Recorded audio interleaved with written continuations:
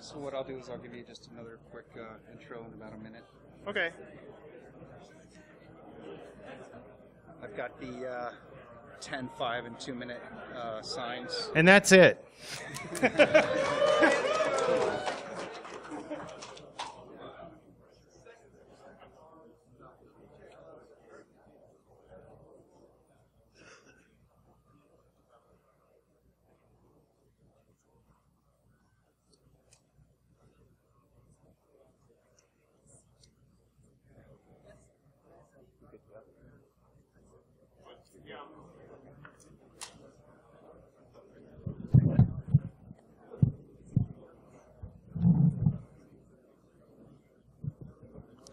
Okay, we're going to get going here. Again, this is the Malware Analysis 101 talk, Noob to Ninja in 60 minutes with Grecs. And personally, I've been looking forward to this talk because I'm definitely a newbie in this area. So I'm going to pay attention to this, and it's good to see we got a nice crowd in here. So you guys having fun so far? All right, good. Don't burn out. We got a long week ahead.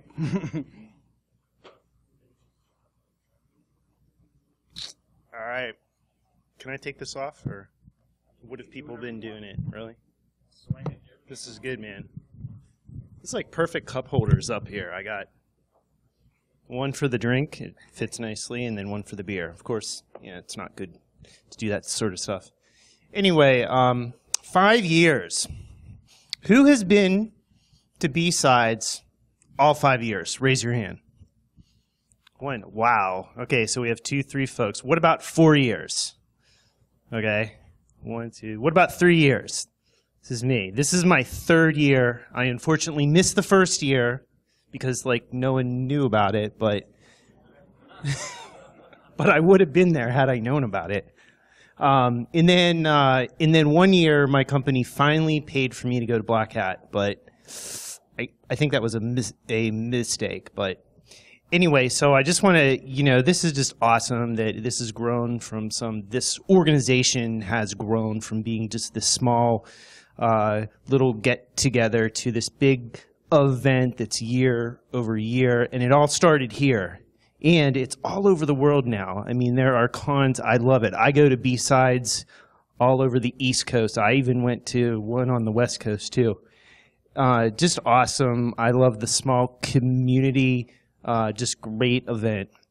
So I just wanted to say thank you to BSides for continuing to put on these awesome conferences. So now what I'm going to talk a little bit about today is just doing some basic malware analysis.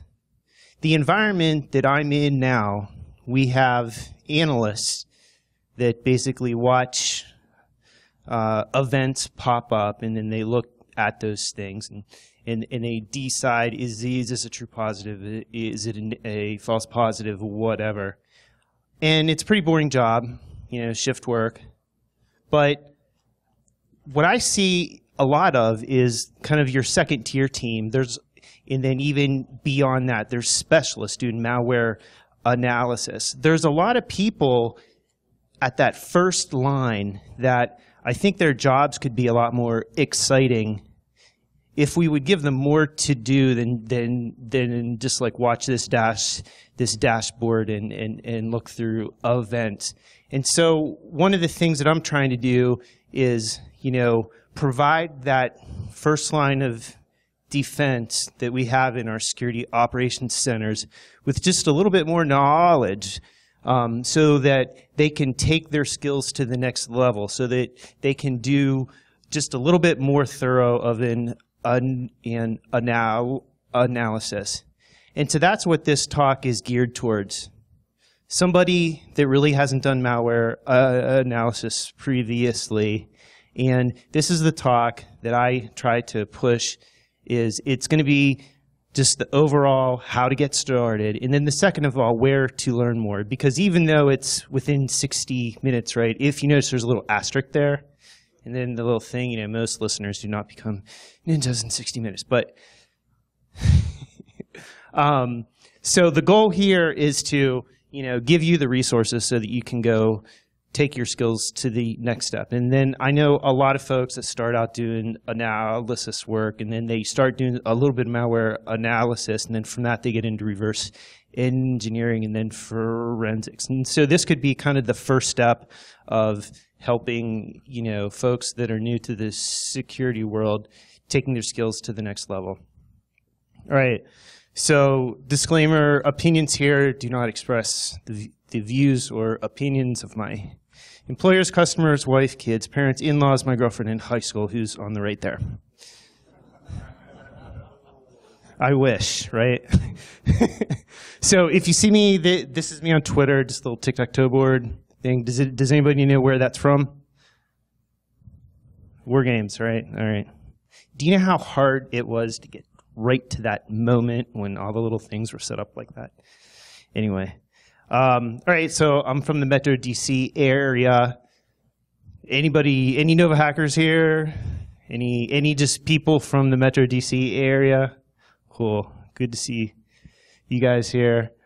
So a long time ago, in a land far, far away, I started doing security work, and I basically cut my teeth doing web app sec. So was just love the job. There was a lot of cool stuff going on. I was around when I think like SQL injection was invented. That's when it first came out. So, and although one could argue that it's always sort of been there, but whenever it started to get big, probably like the late 2000s. Unfortunately, so I had this awesome job, but in doing like this very technical work, you kind of limit your career at that time. So I moved on. And I started doing security engineering stuff. And so that was fun. I was producing a large amount of documentation. We would basically go and we would create lots of documents of how to build stuff, and then somebody else would go build it. But it's a necessary evil. Then my life kind of got worse because they found out that I was good at like writing, and then they're like, "Oh, hey, you can do this, right?" Right, and then it just sank to a new level. I was really screwed. Because here, they made me lie. That's what I hated about it, okay? So I was producing lots of this, there was all this great stuff going on, and I was just producing paper, right? So I was like, maybe wanted to do that. I thought a little bit. And so then I got, I don't know, probably a few years back, I basically said, hey, I want to do more hands-on stuff. I want to do more cool stuff. So I started getting into trade studies, and this is where I had to deal with vendors day in, day out, trying to deal with them. Love vendors, though. Great. Thank you for sponsoring B-Sides. So then what I've been doing the past few years is this IT security training. And so this is a job that I love. Customers that we're mainly focusing on are basically in Security Operations Center and trying to bring new analysts in and get them spun up as fast as possible. And also doing some of the more advanced training, as is an example, malware analysis, so that to help them take their careers to the next level. So I'm still producing some of this. I drink better versions of this. I do, so in the evening when I have time, I like to do hands-on hacking, or not really hands-on, but it's more or less like, hey, I'm reading the news, something comes out on Twitter, and it's like, hey, new tool, bam, and it's like, all right, so I'm going to try that out. So I basically do stuff like that, and I basically try to follow the news and write thoughts and opinions, which I try to focus on this site, which has been around for about, I don't know, it started in 2008, so it's been around for a while. I put out like a few posts a week, so that's kind of fun. A lot of you may know me from ShmooCon, did the Fire Talks. Has anyone here been to ShmooCon? Okay, wow, okay, good number of folks. Anyway, so one of the events there is a Fire Talks, and I run that each year, so that's a great job, fun con. So right now I'm a happy panda. All right, so enough about me. So what we're going to do next is really talk about what you all came here for, which is just basically how are we going to do this whole malware analysis thing. So just a little intro, just to give you some background for those that really don't that are very new to this, talk about the environment that you need to do this in, talk about the methodology, and then lastly is where to learn more. So there's a lot of great sites out there where for minimal cost or for low cost, you can definitely take your skills to the next level. All right, so kind of in the beginning of the talk, I kind of addressed this, but the audience for this particular talk is general security practitioners that are interested in getting started in malware analysis. So you definitely have to have at least some InfoSec type background, or like I was talking about, security analysts that are looking to expand their careers in the job that they're currently in. And obviously, this big red thing here, do not ever analyze malware on production systems. So just good thought to definitely heed that advice there. All right, so what is malware analysis? Can anyone tell me what malware analysis is? Anybody? Analyzing malware. Let's see. Well, kind of, yeah. So I had the analysis of malware, right? No. But basically, it's reverse engineering. We have this malware, and we are trying to figure out how it works. What is it doing? Does anybody know why we want to do that? What? Catch the bad guys. Yeah, it's all about the bad guys, right? What? Anything? To defeat it. What? Figure out indicators. Oh my God. Okay. Ooh. Indicators. We're going to start IOC and cyber kill chain, right? And metrics, dashboards, pane of glass, cyber. All right. So basically breaking this down. So in doing malware analysis, it's basically just this phased approach where you're first going to start out doing some triage. So we get the malware. These are the things that you're just going to do first and foremost. Next is some sort of dynamic analysis, which I'm going to talk about later. And lastly, the really hard stuff, which is static analysis, where you actually decompile the code and you look at the assembly. Now, a person that I respect tons and tons and tons in this field is Lenny Zeltser. He kind of does the same thing, but he breaks it down into 4 steps. I sort of merged the fully automated analysis and the static properties analysis into this triage step, but basically the same thing. All right, so we talked about that. So does anybody know what triage is? Sorting. Anybody else? Any thought? Initial assessment. An initial assessment, yeah. Yeah, sorting by severity and treating the worst. All awesome. Let's see. Oh, I didn't have a funny one there, but anyway. But I mean, just breaking down. This is the quickie. I mean, all those answers were absolutely right. This is the way that I said it. Just quickie analysis to understand as much as possible about the malware. So the goals here are to really gain a gist of what the malware is and what it's gonna do. Now, some of the kind of substeps there is determine its basic runtime properties. So a method of how we would do that is using automated analysis. See if others found it, right? So we all know that. So we get a hash, and what do we do with that hash?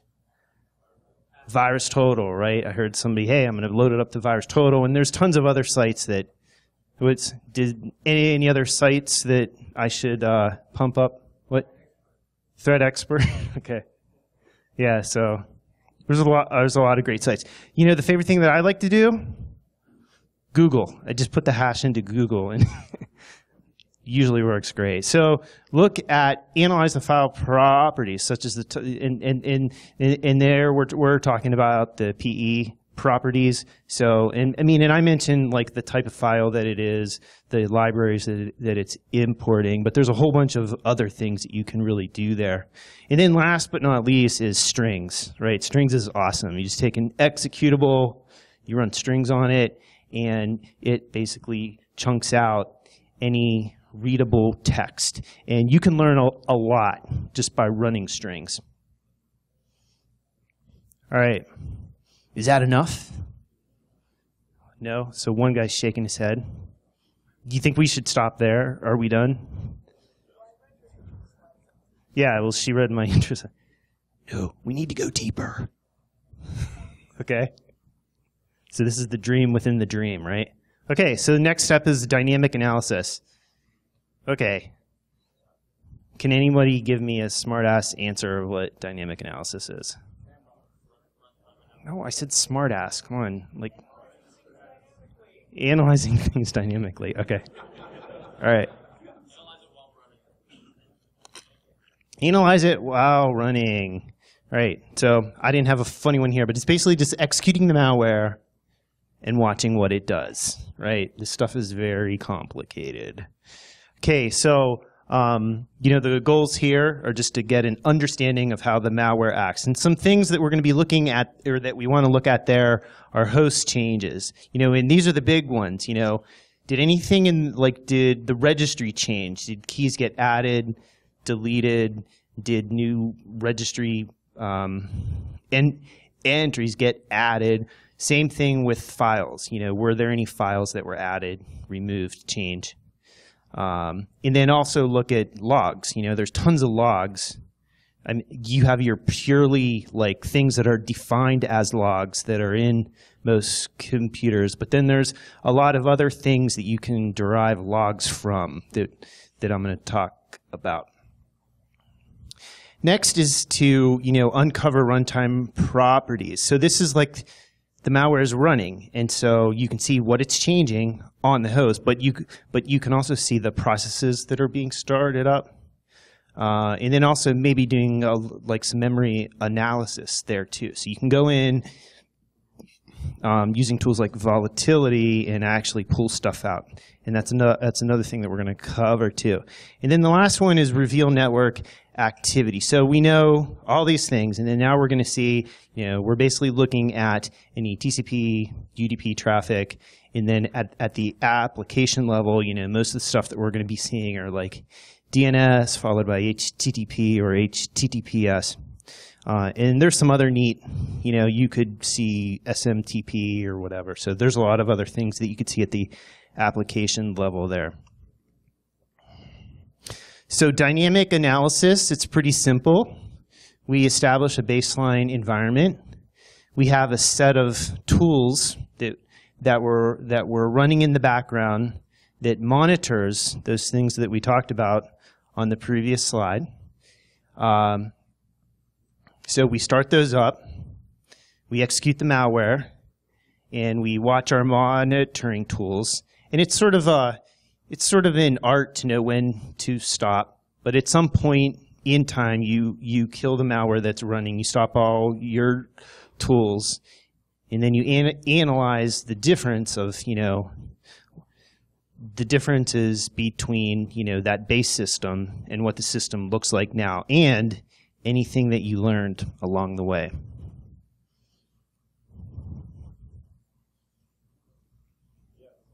Yes? All right, cool. I'm done. No. Is that enough, right? No. You got to go deeper. How deep do we want to go? Not that deep, man. I don't know. All right. So the next layer that we talked about is static analysis, right?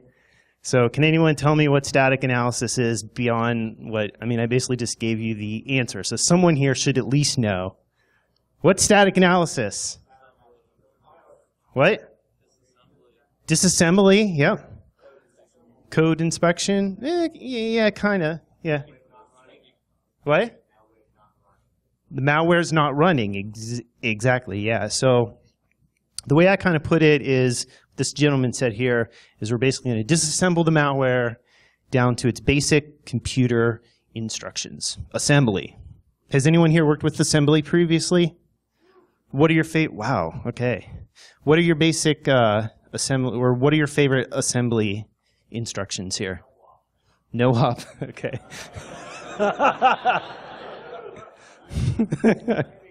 What? All right, that's good. So the goals here are we're going to reverse engineer this to figure out exactly what it does. So we're basically going to take, and what I'm, basically saying here is, we write code, right, in C or whatever, and we compile it, and we get stuff that looks like that over on the right-hand side. It's very easy to do that, but a lot of times it's really hard to go backwards. And so essentially what we're doing is we disassemble the malware, and we end up with stuff that looks on the right. And we're trying to figure out what that malware is doing just by looking at its static properties. And we're trying to kind of, at least in our mind, create something like that on the left-hand side. Now, there's a lot of people, I go to a lot of talks, and, cats get all the freaking attention, right? Who's a cat lover here? Cats? Okay, dog lovers. Oh yeah, this is my audience, all right? I love you guys, man. All right. I put little puppy pictures in there. All right, so the next area of the talk that I want to touch on is, so we kind of know a little bit about what malware analysis is, the parts that it breaks down to, and just at a high level what we need to do there. The next thing that we want to focus on is, we really need to have an environment, a lab set up so that we can do this. And so what I'm going to touch on in the next few slides are, the different types of platforms, virtual and physical, and also the different options. So there's automated. You can do things, all your malware analysis on a single box. But there may be times where you'll need another box too to maybe act as a server or a gateway. So first thing is the platform. So I think pretty much everybody knows this. You can do things virtually using things like VMware, VirtualBox, whatever. Any other flavors of VM products that people like? Any hardcores and any, what? Zen, okay. How do you say that? QMU, okay. That's, all right, too complicated for me. What? Okay, libvirt. Wow, okay. So there's, and then we also have things that we can do at the physical layer. So a lot of times when you're doing malware analysis, you will start out just doing things virtually. And it's just awesome because you can set up operating systems, you can snapshot them, you can run the malware, and then you can just revert back to that snapshot. So it's great. The only downsides, though, is that a lot of the really good malware knows what to look for in virtual, or it knows the keys to look for in the operating system to detect whether it's running in a virtual environment or not. So, red field, blue pill. Oh yes, I like the blue pill. All right, exactly. So now the interesting thing to contemplate there as we move forward, or as our, like we started out having these big clients, and then, we started out with mainframes, right? So we had these very thin clients, and then we went to thick clients, and then a few years ago, Oracle said that the network is the operating system, right? Right, and then, I don't know. So now we're just bouncing back and forth. But what's the term here that they use? It's VDI. Yeah, so virtual desktops, basically. So, so maybe it's not such a bad thing, because if your system gets infected with malware, it says, oh, I'm running in a virtual machine. I'm going to kill myself. So, it could work in our favor too. But if it does, if you're working in your sandbox, and it detects that, then the obvious next step is to go back to a physical box. Now, it's, obviously VM detection isn't possible because you're running on a VM, right? But it's also resource intensive. This is a separate box. It's a little bit, it's so easy to just snap back, but with a physical box, maybe you reinstall the operating system, or if you're using something like Ghost or whatever, you could set that up to make it easier, but it's definitely a lot more resource intensive. Like if you maybe need to set up some sort of a labs, another machine that acts as a gateway, so that's more stuff you have to do there. So the options here, and so obviously the way I'm sort of pushing here is to go the way of doing a virtual environment, at least to start out. And then if you see malware is detecting that and changing its behavior based on your virtual system, then you can do the physical box. But regardless of the environment that you're in, there's basically 3 different options. So there's automated, and so these are great. I'm going to talk about Cuckoo Box. It's open source one, and there's a bunch of other ones there too. But they do triage analysis, so they do all that, and then they emulate, the user clicking on things and opening up emails and running things, right? And then it just watches all that activity that goes on, changes to the file system, the registry, network, type stuff, process type stuff, collects all that and gives it back to you. So it's great because it does a lot of that stuff. Just submit the file to it, you let it run, and then you get this stuff back, or you get a basic quick analysis back. So the other option is doing everything on a single box. So you basically have this environment set up, and you have all your tools set up to monitor that. And then you trick it. You use certain tools to trick it so that the malware thinks it's on a network when it really isn't. And so you run it, but you're basically watching the malware, and everything's being done on this single box. Now, as I mentioned there's the potential risk of the malware realizing this and sabotaging the data that your analysis tools are collecting. So to mitigate that, you can at least get some clean data by having another box that's acting as a gateway. So any network type stuff you can pull off. So you can do things like, just doing basic port scans, network traffic. So there's a lot of just basic things that you can do there. So those are your different options. Another, in terms maybe diving a little deeper in automated analysis, there's several awesome tools that you can use. So if you just want to get started in malware analysis, find some malware, which I'll show you, and submit it to these sites and look what they bring back and try to understand. So that's an awesome way to get started. So malware.com is made and maintained by the same guys that do Cuckoo Sandbox. So it's basically Cuckoo Sandbox online. So it's awesome.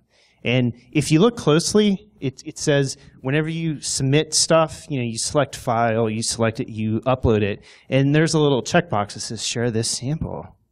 So most sites, whenever you use them, like Norman Sandbox, GFI, Anubis, Threat Expert, they all, they'll use anything that you submit to them to further their research.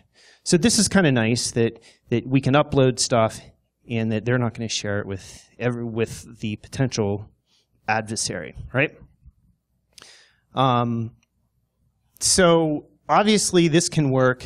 Using these online sites can work when you're just starting out, when you're just trying to learn, right? But if you are working for a large corporation, I don't know, Google or Microsoft or whoever, I don't think their management and leadership staff, their legal team, their whoever, right? I don't think they would appreciate you uploading malware that you found on their network to these sites. So the other option is to, those large companies can purchase products made by some of these same companies here that they basically do the same thing, but it's in-house, and any malware that's submitted to it doesn't get shared with anyone else. So there's commercial products. There's the open source tool, which is Cuckoo Sandbox. Has anyone used Cuckoo here? Okay, yeah, I love it. And even at a minimum, like if you can't get all this stuff set up, like what's, basic malware analysis 101 is basically create your own like virus total type thing. So at least, that's at a minimum, you could do something like that. So looking a little bit, and I talked about Cuckoo and maybe diving a little deeper there, but this slide just basically talks about all the things that whenever you run malware on Cuckoo Sandbox, what it tracks. So it captures data associated with API calls, all the network traffic, screenshots, so you can actually go in and you can see the malware actually running, like if it's starting processes or opening a command window. Files, so any files that were added, deleted, or modified. And also assembly instructions, so it'll basically capture all that, a trace of that too. Cuckoo Sandbox, it's getting easier, but it can be a little frustrating to set up. So, but it's definitely worth the, if you're really good, you probably do it in like a half hour, but it's definitely worth it. Like if it's your first time and you're familiar with Linux, I don't know, you could probably do it in like 2-3 hours. So if you just head down and do it. So this is what Cuckoo looks like. So there's usually, so how the architecture is, it's usually running, so you have a host operating system, and then you have a virtual guest, which in this case is Windows XP.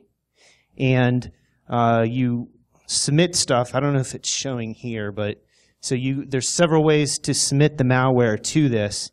It runs in the Windows XP box, and then you get your output through here. And you can either look at the output comes usually in several different formats. They have like you can start some local web servers, like a local mini web server, and you can look at like HTML reports, and it looks somewhat like if you would go to malware.com and you would look at their results. It looks basically like that. So lots of love for Cuckoo, right? So the next thing is, so that's automated, right? And now so the next evolution here was with the single box. And so this is basically where we're going to start looking at dynamic analysis, right? So you're going to start with your base unpatched Windows XP Service Pack 2 or Service Pack 3. I have some links here where you may be able to find stuff. But essentially, it's like, well, where do I get this, right? Especially if I'm a new guy, right? And I don't want to pay the hundreds of dollars to get a Windows XP license that's like 10 years old, right? But, if you're willing to pay for it, there's eBay, Newegg, whatever. So you can go to the sites like that. But what's pretty awesome, though, is now you can't get Windows XP, unfortunately.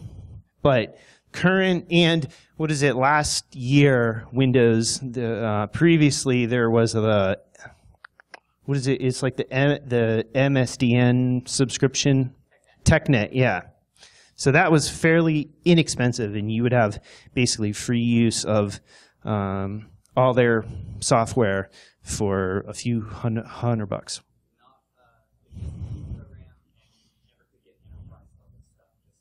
Okay. Yeah, just the basic stuff, right? But it was a great deal, right? But now what they did is they transitioned from, well, we have these evals, so we don't need the TechNet, right? So what you can essentially do is go get evals of any of these products. And usually by the first month, they'll nag you to register it. And then, but overall, they last 90 days, which, you know, to install an operating system, even Windows 7 or 8 on, like in a virtual environment, like I just did it. It takes like 15 minutes. So basically, you know, every 90 days, you spend 15 minutes and reset up your stuff. So the evals are a great place to start. They do kind of hide them because I've found them and I documented them. And then later I wanted to go back to it and I was like, oh, I'll just Google it, you know? And I couldn't find it. And so like definitely like write these down because Google doesn't index them. The other thing that you may want to look at is, I think Microsoft does it, is there's the modern IE. And essentially what this is it gives people, it gives web designers and developers access to browsers that are only accessible on Windows XP. So I guess like IE6, 7, whatever, right? But once again, so you can get access to Windows XP, and once again, these trials or evals, if you want to call them that, are good for 90 days. The last option, right, is AWS, right? So you can spin up your own machines in, you know, this is Amazon here, right? You can use the cloud. Oh, that's a buzzword I forgot to use. Drink. All right. The only disadvantage there is that they are servers. Like they usually don't have like workstation stuff, but you know it's an option. Or you can just shell out the cash and buy. You know, you can start out with a Windows 7 or Windows 8 eval, and just, you know, when the expiration comes up, if you find you're really liking it, then you can put up the I don't know, how much does a Windows 7, I haven't bought one, but a few $100 or something? 400? What? Yeah. Enterprise? Okay, yeah, so about $100, but so, you know, it's usable. But if you don't want to shell out $100 up front, you have 90 days just to try it out, right? So it's great. So we get our basic operating system stood up. And, oh, did you have a question, sir? Okay. Yeah. Yes. Yes.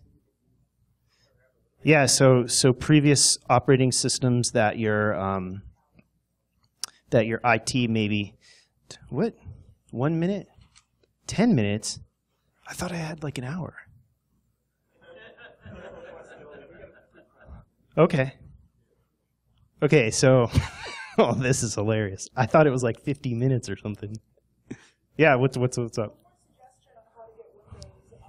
If you at all affiliated with like the university and the computer department, you can sometimes, like Microsoft does have some availability for educational resources on their website. Most of the you put in like. Is it really? It was 30 minutes? Email address, and that's part of. Oh, okay, all right, cool. Okay, I see.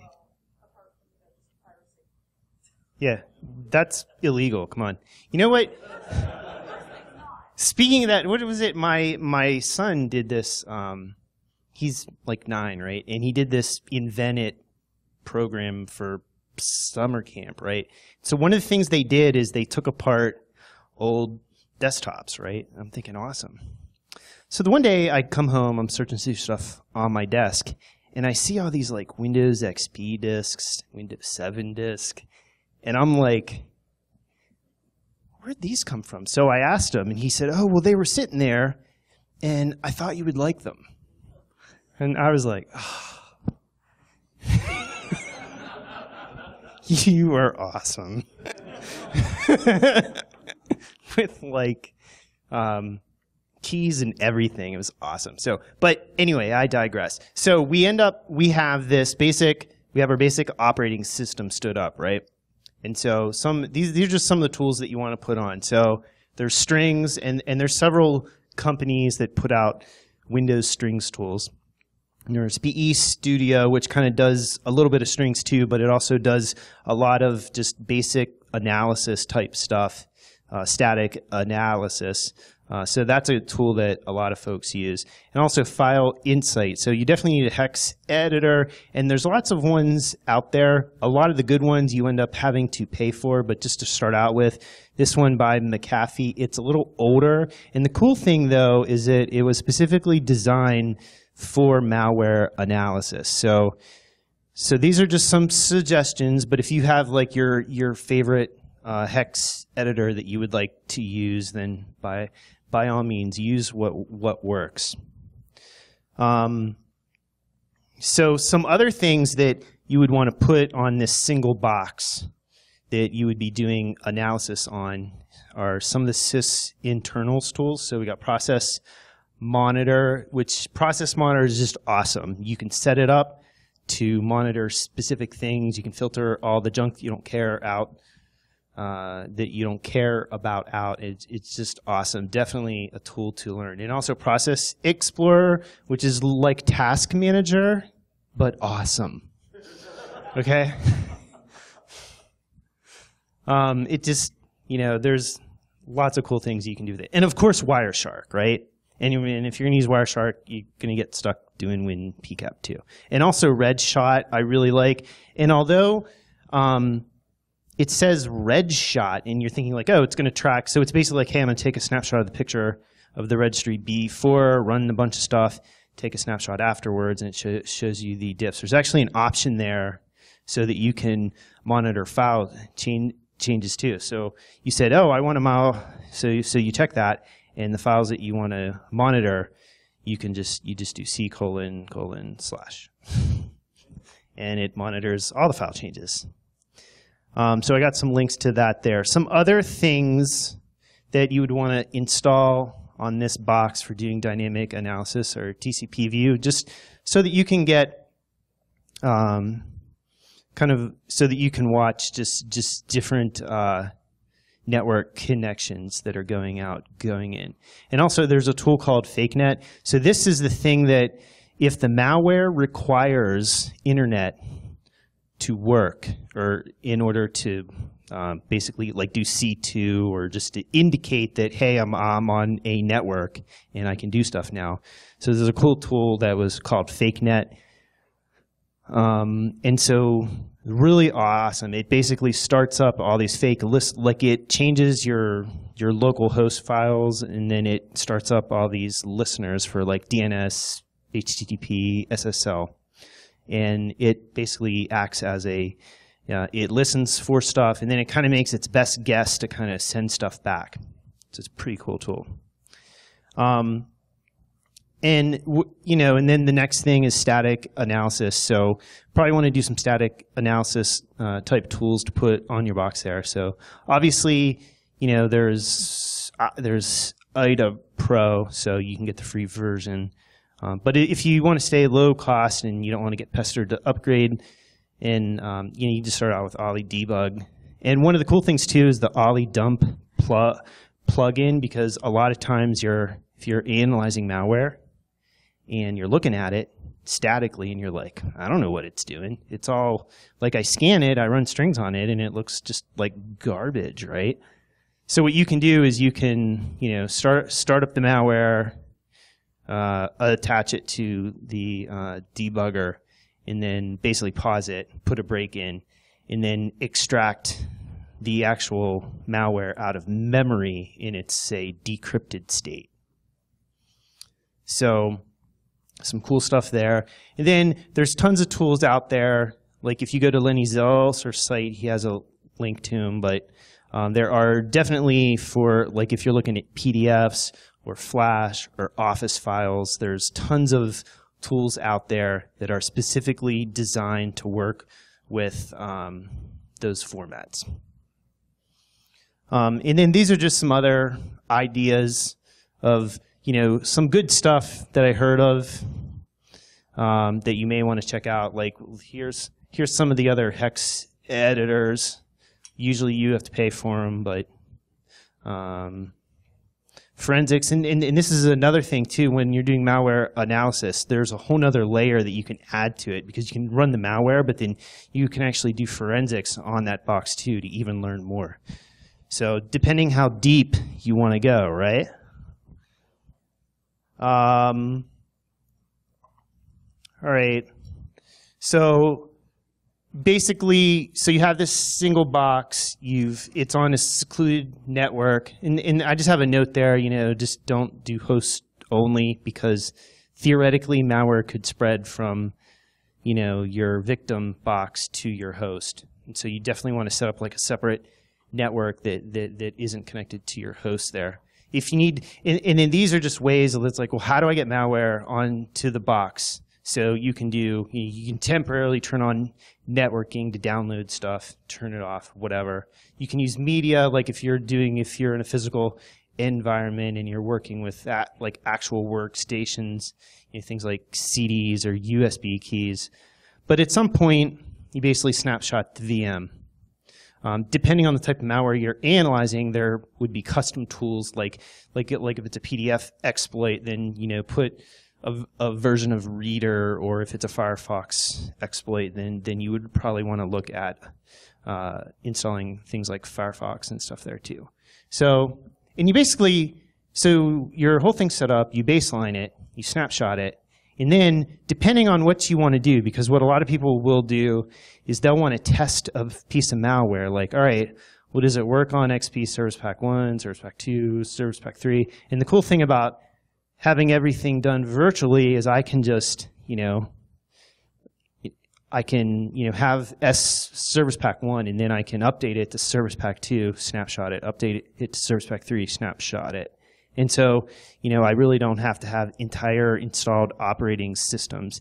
It's just these snapshots that are just the deltas between them.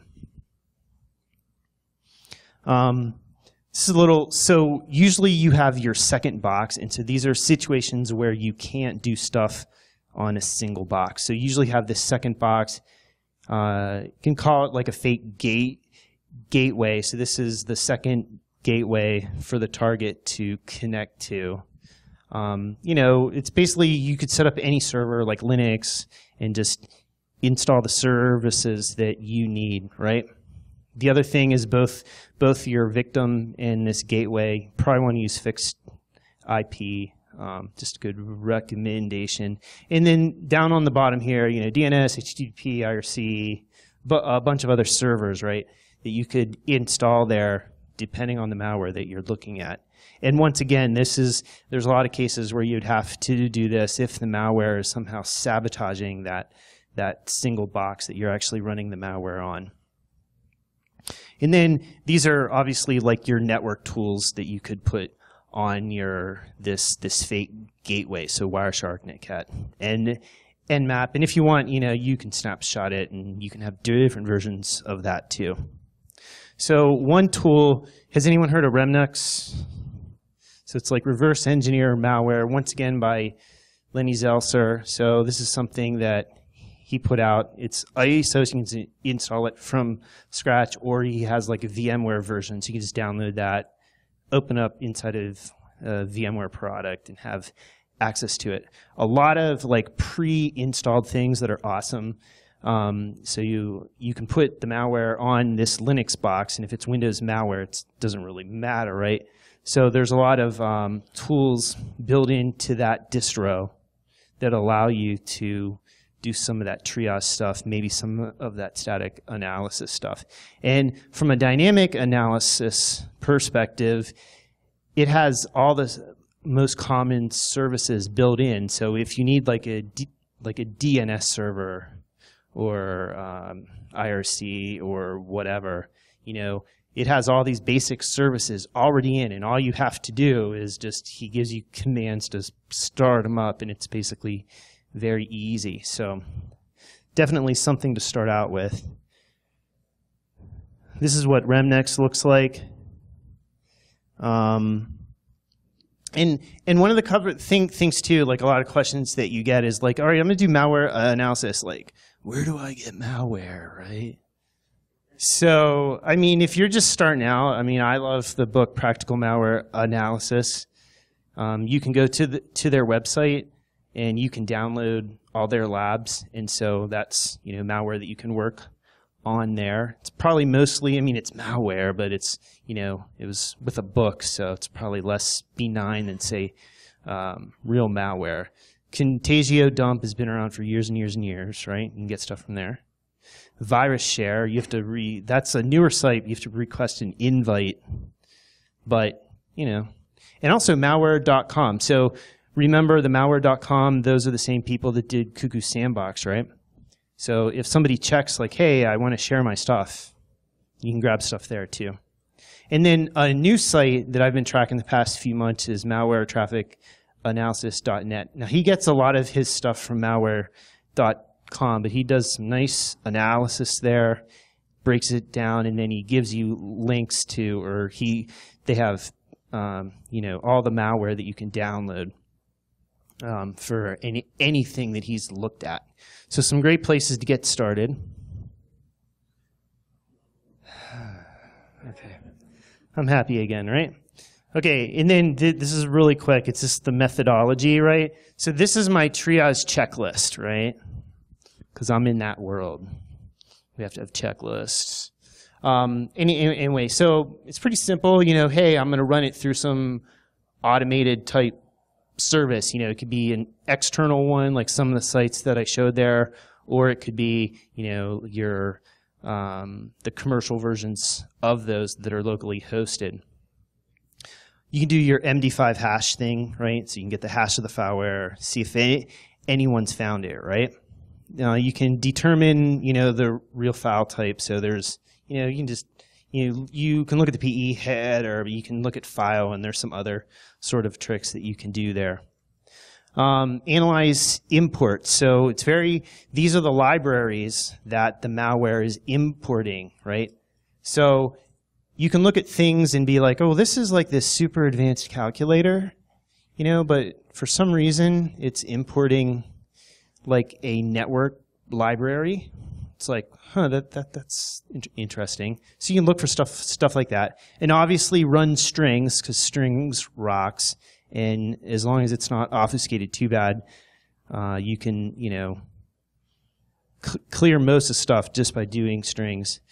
Unpack if it is obfuscated. So there are standard, like if people just use this standard packer, then you can use the standard unpacker to just extract it up, clean it up. But if it's, you know, they're using encryption or something like that, you can use that ollie dump trick or whatever. You just pull it out of memory. And then, like I said, there may be some specialized tools. But like a year or 2 years back, and it's still in development, there was this tool called Mastiff, which takes a lot of these tools, and it kind of does a lot of this stuff where you just submit the file to it. And then that's also part of the Remnux too. So you could play with that there.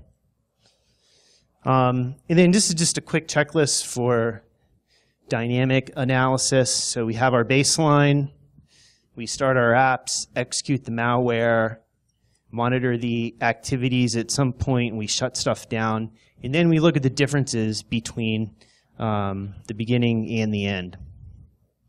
And then static analysis. Does anybody do static analysis?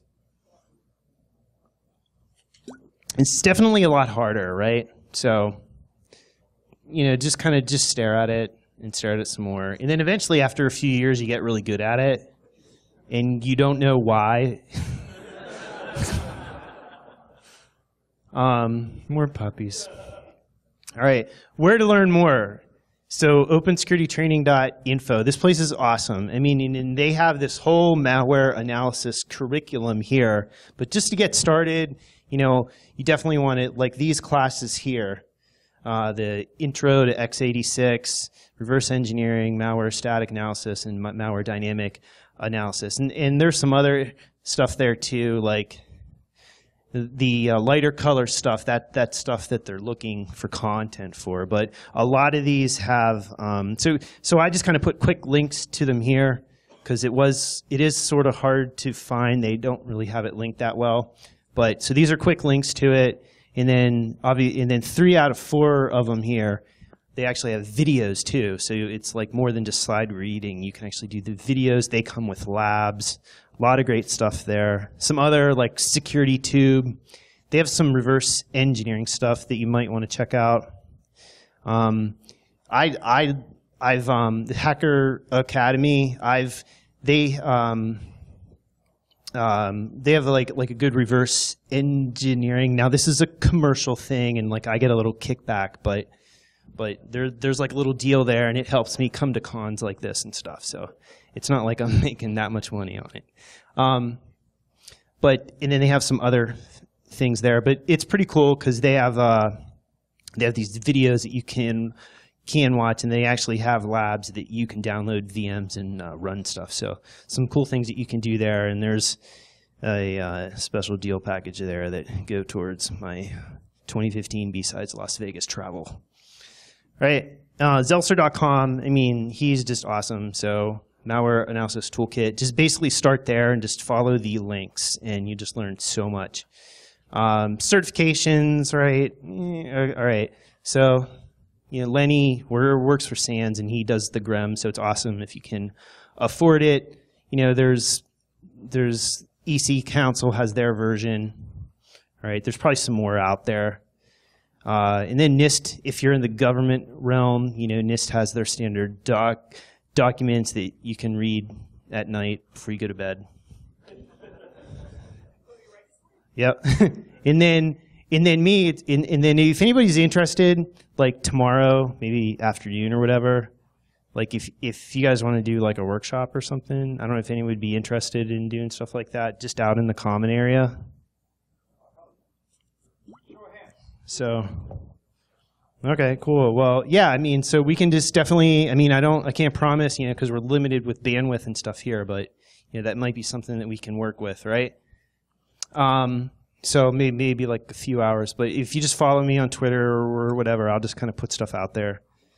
And then kind of like in the last but not least, this is just kind of like a little side project that I might be able to use tomorrow, but Cuckoo Sandbox can be sort of a pain to set up.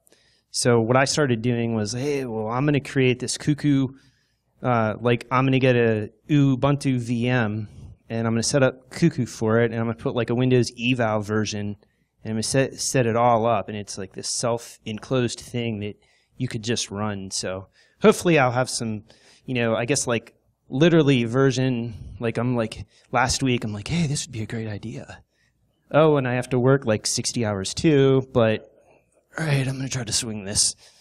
And then I have some ideas, like some really cool stuff that you could do. So it could be more than just Cuckoo. You could do additional snapshots and have different snapshots that focus on doing, you know, the automated analysis and also doing some of the dynamic analysis too. So it runs a little slow. It's about 20 gig right now, so got to figure out how I'm going to distribute that.